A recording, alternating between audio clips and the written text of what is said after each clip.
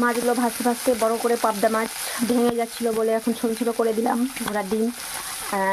এটা হবে পোস্ত দিয়ে সর্ষে বাটা,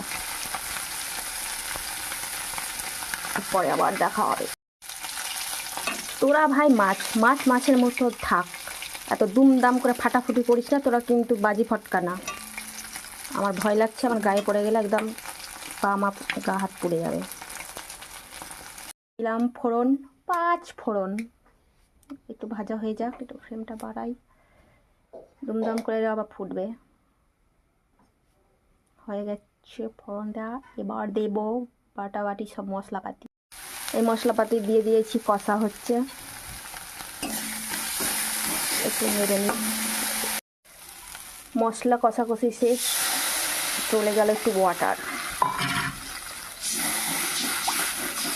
এটা ভালো করে নাড়বো, একটু কষা হবে, মাছগুলো পরে ঢেলে দেবো। আমি অত টেকনিক্যালি অত ব্লগ করতে পারি না, জাস্ট ট্রাইট। সব রকম 5 মিশালি আলু চালে ডালে খিচুড়ি দিয়ে ওই রকমই ভিডিও করি। সবাই দেখেন আর বলেন কমেন্ট করে আমার ঠিকঠাক কথা বলা হয়েছে কিনা। আনকাট ভিডিও মানে আনএডিটিং, আমি পারি না অত। এই যে আমার পাবদা মাছ এখন জলে সাঁতার মাতার কাটছে।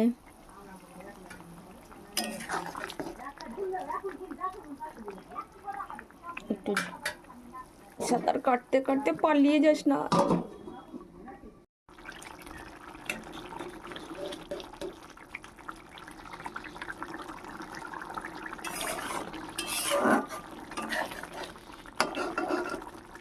আমার রান্না কমপ্লিট, আর 2-1 মিনিট জাল দেবো, হয়ে যাবে। চিল টাটা বাই বাই, হয়ে গেছে আমার রান্না পাবদা মাছের সর্ষে পোস্ত।